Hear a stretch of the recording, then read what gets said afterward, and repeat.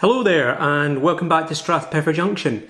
Now before I talk about what I'm going to cover in this video, I just wanted to say a really special thanks to everybody who's subscribed to my channel so far. Today I've just gone over 150 subscribers, which is just absolutely fantastic and far more than I was expecting, certainly in such a short period of time. It's brilliant to have that kind of support. Now, I don't know exactly when this video is going to go out, and there might actually be another one that I record before that. So it might be that I've had a few more subscribers before folks see this. But anyway, thanks again. It really has been absolutely brilliant. I do this hobby because I've had to really. All the other hobbies and outdoor activities that I used to do before my spinal injury, they were taken away from me, and I kind of found myself in railway modelling by accident almost. But it's been great for me to give me something to do, to get something to grapple with and to capture my interest and then keep me occupied. But to get the support out there from all of you guys who are watching my videos and commenting and interacting, it really is just absolutely brilliant. So from the bottom of my heart, thank you very much for all your support, and hopefully together we can build this channel into something even bigger and better. Okay, so the actual focus of this video then is this. It's the wee Oxford diecast Land Rover, the one that is kitted out for road and rail use. Now, where I stay up in the Scottish Highlands, I actually see these sorts of vehicles quite a lot. They're not branded with British Rail or ScotRail anymore, of course, but you still see them going up and down the Kyle line and so on for survey work or any kind of maintenance. So they're just a really interesting wee vehicle. Now, Oxford have done a really pretty good job, I think, in what they've done with this. It really is a lovely little vehicle. It's well proportioned. It's got good detail for a diecast, and it looks really pretty nice. And it even comes on the bottom with the wee ramps to get on and off the rails. Although I do understand that normally there's about 8 of them, but I think, 8 would cost more for them to produce, and I suspect it would be a bit more of a kind of difficulty in terms of how to package it. But anyway, you can always print 3D print more of those if you need them. But the one thing that isn't so good about this is the fact that it's non-motorised. And having this just sat in a depot at the side of the track is alright, but a lot of us like things to move. Now, I have seen, so I can't claim all credit for what this video is going to be about, but I have seen on one of the Facebook groups somebody who's motorised one of these already. And I believe they probably did it in a fairly similar way to what I was thinking about doing. I had thought about getting a wee motor from a remote control car or something, but on one of the forums somebody mentioned that you can get little Bachmann vehicles. I think they're American actually, American Bachmann ones, but little cars that go along, and they are HO scale, so they're fine for 00. So I waited like a hawk on eBay to see what came along, and I found this second-hand Bachmann motorised track inspection car. It's actually in not too bad condition itself. I'll take it out the box just now, but it's not really my kind of thing. So I'll just pop the packing to the side there. So what I'm going to do is cannibalise this and use it as the basis for motorising the Land Rover. So this is what you get here. It's actually quite similar. It's a wee bit smaller, but it's a similar principle. It's got the drive wheels, it's got the little wheels for popping onto the track, just like the real thing, and it has a tiny little motor inside there. Now, it doesn't work quite exactly. Not everything lines up. So what I'm going to do is take this apart, see what we've got, and then I suspect I'm going to bring my 3D printer into the equation and see if we can't fashion a chassis out of plastic, 3D printed plastic, so that we can make this inside work with this outside. So that's what this video is going to be about. So I hope you'll stick around and see how I get on. So I'm just going to pop these bits and pieces and the Land Rover itself to one side, just for now, and have a wee look at this. So it's pretty old. I don't know how many years old it is. It certainly looks like it could be kind of 80s, maybe something like that. Maybe somebody will know. But anyway, it's actually in really pretty good condition. It's not too play worn. There's a few wee marks, but anyway, the lid just, or the body just pops off quite easily like this, and then it all splits down. So we have the body, we've got the glazing, we've got the weight. Now I'll have to work out a way to weight things down. Because one of the problems with these tiny wee sort of locomotive, well, it's not a locomotive, but little movable objects for the railway, a wee bit like the Wickham trolley, is that they need the weight to get the good contact with the rails, so we'll need to solve that as a problem. But anyway, it's an open motor design like some of the older locomotives that you used to get with the magnets and the windings and so on show there. A tiny wee worm gear here driving the drive wheels or the axle. So I don't really need any of this, I think, so we'll just pop that to one side. But what we have here, I think, is probably the option to remove these wheels and the little light, because we don't need that light anymore anyway. But remove these wheels, set them to one side, and perhaps print a special 3D part for this section here, which we can then put these wheels back into. Because if I bring the Land Rover back in again, it's more like a kind of long wheelbase in comparison to this. So we need somehow to bring these wheels forward. Now I don't want to touch the other side here because of the worm gearing and so on. Really, if I can hold the kind of structural integrity of this side together, that's what we want to do. But I suspect we've got just about enough room to get the motor assembly, the worm gear, the rear drive wheels into the main body of the Land Rover, and then perhaps create or design some kind of 3D part that will fit in under the bonnet there to hold some repositioned front tyres there. So I think that's the approach that I'm certainly going to try to take. I'm not going to cut this to bits until I know exactly what I'm going to do, but we'll take this apart as well and have a wee look inside here so I know exactly what kind of space and room inside that I've got to play with.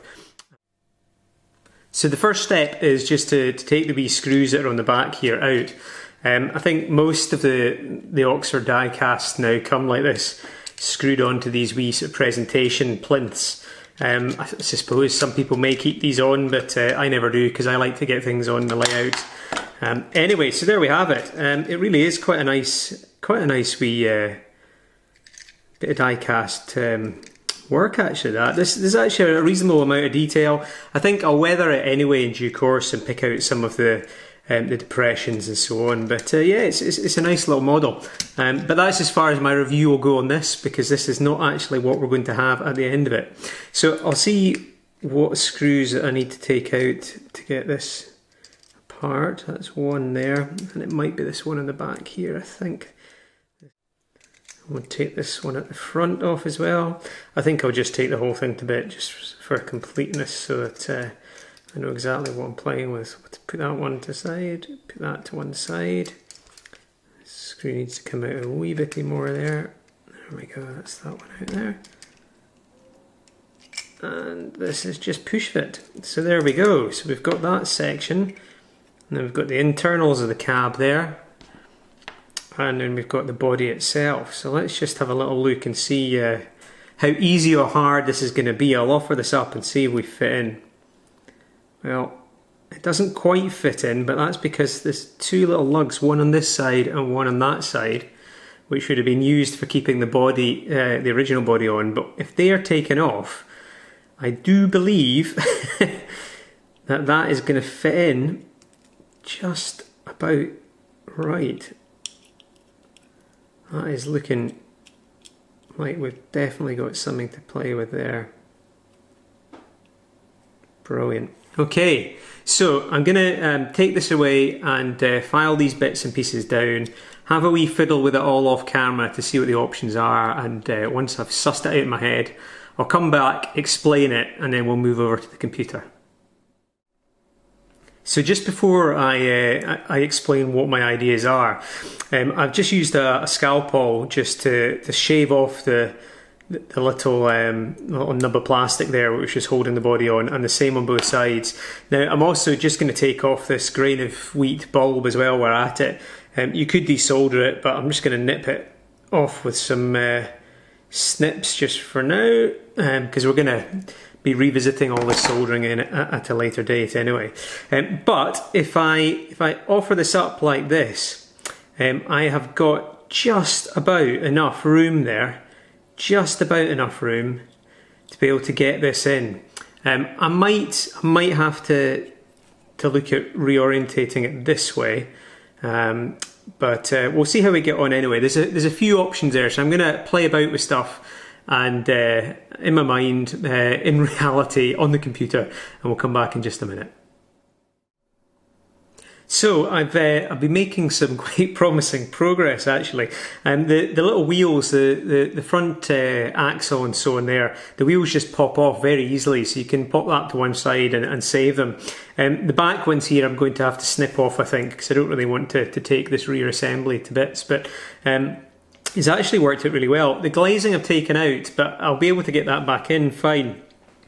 What I've had to do is I've had to shave off just a little bit around the top of the plastic here, and I've had to profile, you might be able to see there, these side bits into but let's pop that up there just in case you can.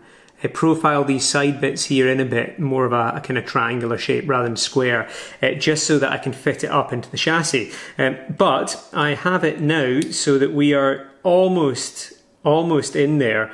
There's an upstand of about 1 mil. I don't know if you'll see it because I'm wearing it dark, and let's go there. Yeah, so there's a difference by about 1 millimeter there. Now, actually, I'm kind of toying with maybe leaving that in place, because sometimes with the Landies, you see this little metal section along the bottom which has footsteps and so on it.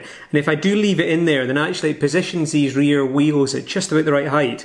But if I sink it a bit further, then it'll be nice and flush, and I can probably use some original fixings. So that's something I'll think about a wee bit more. But yeah, some promising progress. I don't think I'm going to have to do too much surgery to the body itself, touch silicon at this stage, but we'll see how we get on.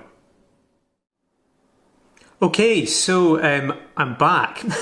The eagle-eyed amongst you may notice that it's slightly darker, and I'm wearing a different top. The reason being that a couple of weeks have passed since I first recorded the earlier parts of the video. Two reasons for that. One, it's taken me quite a long time to actually crack the design for the Land Rover conversion, and I've gone through quite a lot of different designs and printouts in the 3D printer for different sections of that. Secondly, as I mentioned right back at the head of this video, I've got a fairly rare spinal condition, and it has a habit of flaring up every so often.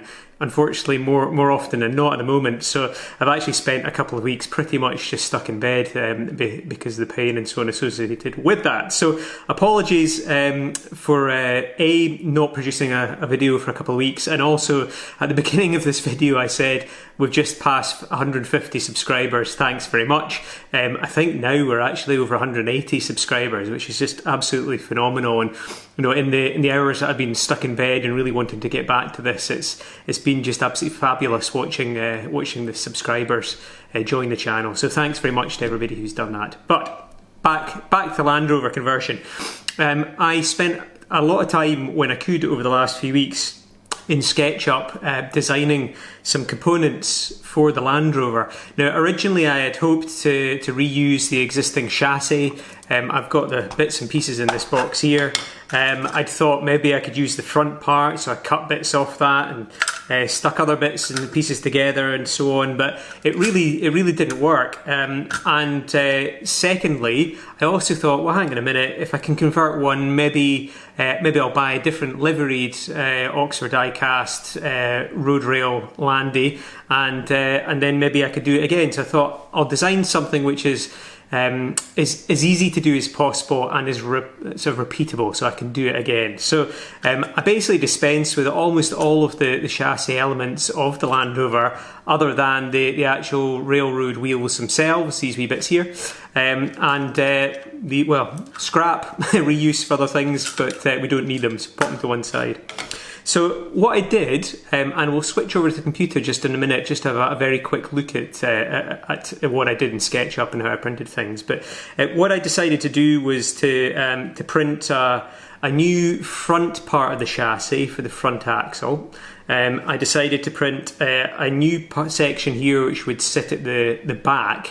and to hold parts of the motor and so on. And then some other bits and pieces, components to take screws and fit things down and so on. Now, it turned out to be quite complicated, and it took many iterations of design and printing to get what I needed. So I'm not going to go into everything in this video. It would take far too long to explain, and actually I think half the fun sometimes is people working these things out for themselves with a wee bit of guidance. So I will go over to the computer now though, and we'll have a quick look at some of the key things that I did. And then maybe a quick bit about the printing process, and then I'll bring you back to show you the actual Land Rover. And here's just a wee sneak preview with its motor and wheels and so on installed. So we'll head over to the computer and take it from there. Okay, so that's us back in Sketchup now. I've been here in a previous video, so hopefully if you've seen that, it'll look fairly familiar. But what I've opened here is the front component, so I'll just switch that over. There we go. So this is the front component. This will hold the axle for the front wheels. What I've tried to do here is to use all the space that was available. So we've got the axle here. I didn't want to cut the front rail wheels, so there's a section here where the rail wheels will be able to slot in. I wanted to use existing fixing holes, so these are all lined up properly. Space here for the motor to go in and the rest of the Land Rover there. At the front here now, you'll remember we removed the weight from the Bachmann Trackster right back at the beginning, and one of the things that I was trying to work out was how best to get some weight into the actual Land Rover. So I've created voids in various sections that I printed out to enable me to put in some of the deluxe material, I think they call it liquid gravity, and glue that in so we can get a bit of weight over the axle. So this is one section here anyway, and what I did when I was happy with this particular design was to export this into an STL file so that I could use that in Simplify 3D to slice it up and get it printed. So we'll now quickly have a look at Simplify 3D so you can see this particular component in that. And then after that, I think we'll just have a really quick look at some of the other things that I designed, and then we'll get back to the workbench and we'll have a look at it all fitting together and finished product. Alrighty, so here we are in Simplify 3D. As I've mentioned in a previous video, this is my slicer software of choice, but there are others available.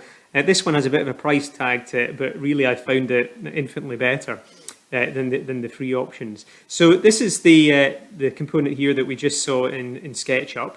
I've imported it into Simplify 3D. I've used my normal settings for PLA plastic, which is what I've used for this. I could do a whole load of videos on settings for 3D printing, and I may do in the future, but I'm not going to do that now. And one of the things that I did need to do for this component, and some of the others for the conversion work, was to put in supports because I was printing, basically trying to print plastic in midair. So to do that, you have to put in supports. So that's what these darker orange or almost brown sections here are. Now, if we go to prepare to print, then the software slices it. And here we can see the 3D part here as it would be printed. So this is the bottom layer.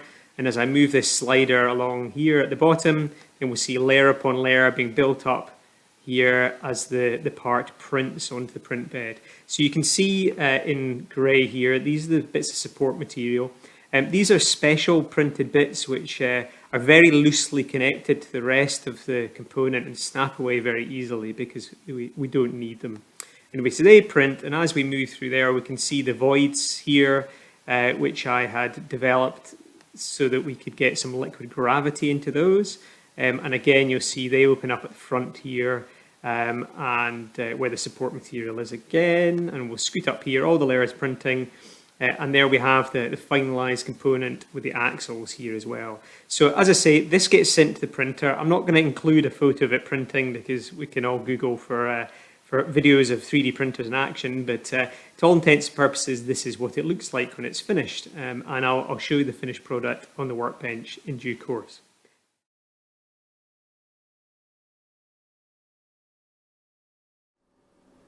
So we're back at the workbench again. I was just having a quick cup of coffee just to keep me perky and going with the video.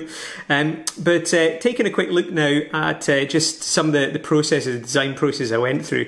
What I quite like to do is to start with one problem first and design that out, print it, see how it works, and if it works then I'll move on to the next. So I started at the rear section here just with this very small component to support the back of the motor. That worked, so then I moved on to the next bit, which was supporting another bit of the motor. That worked, so then I moved on and so on. And that kind of iterative process is really how I like to work with these things. Solve one problem, then bolt on the next, solve that, bolt on the next, and continue. And that's really how I approached all of this. The same with the front axles as well. Now, originally I had hoped to use the front part of the chassis for the front axle that came with the Oxford Rail Land Rover, but that really didn't work. So ultimately I designed my own part, and that's what we have here, and that's what made it into the Land Rover. Now, one thing that I would say is that if you're doing these kind of projects, particularly when you're talking about tiny wee things, is to get yourself a pair of digital calipers. Now, you may have them already. I know a lot of modelers will do, but I find these invaluable, and I just couldn't even attempt a project like this without them. Anyway, getting back to the actual project. So after going through all of this design process, and I'll move all of this aside because we don't need all this now, I was really left with a number of components which could fit into the Land Rover. Now, I'm going to disassemble it and work backwards so I can explain exactly what I did. The one thing I'd mention is that I haven't glued this back section on yet, and this is actually the only bit that requires a bit of glue or solvent cement, which is why I haven't done it yet, because I wanted to show you that. But we'll take it all to bits again. So the main principle that I had was that I wanted it to be something that wasn't all glued down, so I could get into it if I needed to maintain it, and also used as many of the screw holes and the other bits and pieces that were built into the original chassis and body as possible. And that was really the kind of ethos about it, because that meant that if I wanted to repeat this in one of my other Land Rovers in due course, then I would be able to do that. So that's really what I did. So I'll take this to bits here. Got this bit here. Hopefully that'll pop out. There we go. And this section here. So we'll put that to one side, and then we'll take this apart here. So that's the Land Rover in all its glory disassembled. The only thing which is missing from here really is the DCC chip. Now, I've bought a tiny little lens one, which I think is a lens mini or a lens nano or lens micro. I can't remember exactly. I'll pop a wee thing on the screen once I've worked out the name, which should just about fit into the space inside here, or in here rather. But other than that, this is really everything that we need. Now, I've printed the extra parts, so the brackets and the assembly, chassis parts, but I've used the original screws. I've also used the original rail wheels here, and the bumper as well. Handily, Oxford, the bumper section has a little pip that pops into a hole there, as well as being fixed onto the chassis. So all I did was cut it off the chassis, pop it back into that little pip on the rail wheels, and it was fine. So what I did, let's just pop this apart as well. There we are, that's it totally apart. So without going through every single step, because really there's way too many to talk about, I trimmed the motor from the Bachmann Trackster down, cut off the front section with the wheels. As I mentioned earlier, I had to profile the sides here so it would fit in the profile of the Land Rover. I also drilled a little hole in the back here where a fixing screw would go in later on. I then created this little support, which is a support that goes over the worm gear, which fits inside the Land Rover. Now that just pops in to the little hole in the back there, clicks in and fits into place there, which then allows this motor here just to sit inside like that with the fixing hole there. In the front part here, this is where the chassis for the front axle section comes into play. I was really keen to not have to do any kind of customization to this front rail wheel part here other than pop in the bumper, and I managed that. So that screws into this section just here, which I shall do just now. There we have it. So that's there like that. And this section then, with that screwed in, then pops into this part of the Land Rover here.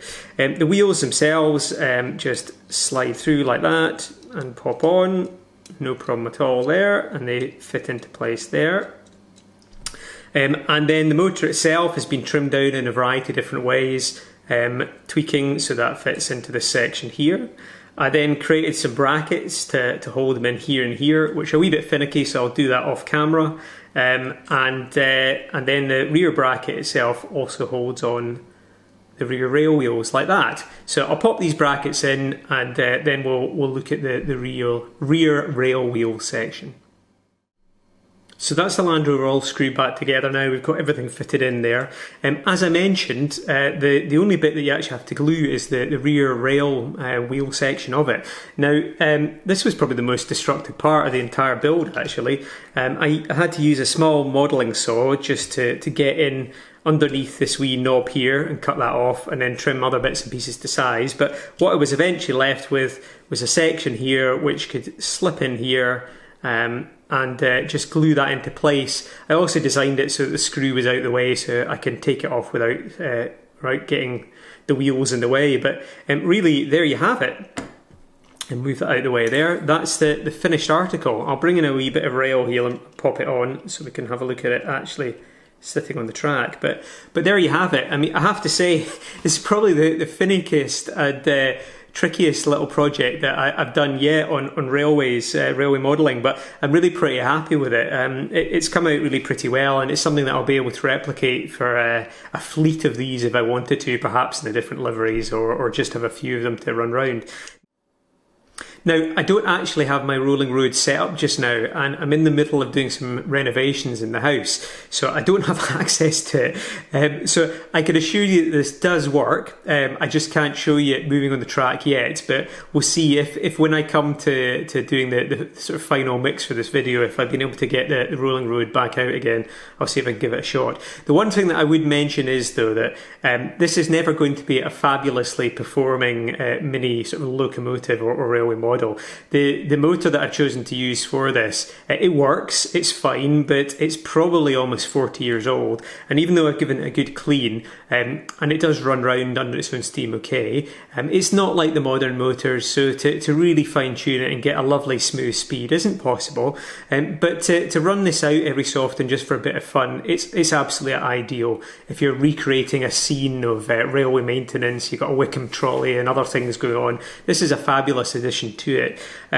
Other things that I think that I would like to do as well as to weather it, I've not done that yet. I'm going to fit in a DCC decoder. That shouldn't be too much a tricky thing to achieve, and actually I suspect that'll probably make it a slightly smoother ride as well.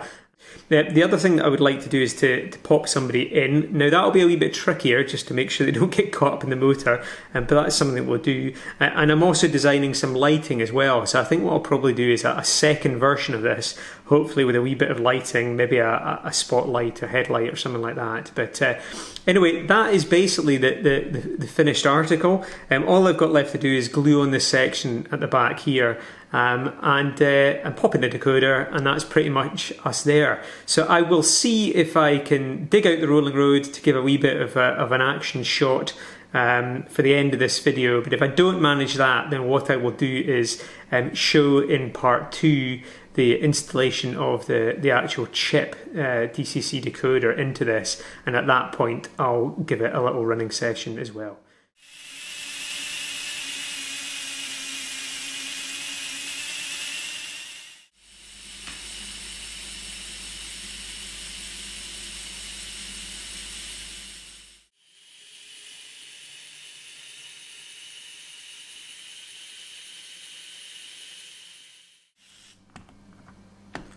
Okay, so there we go.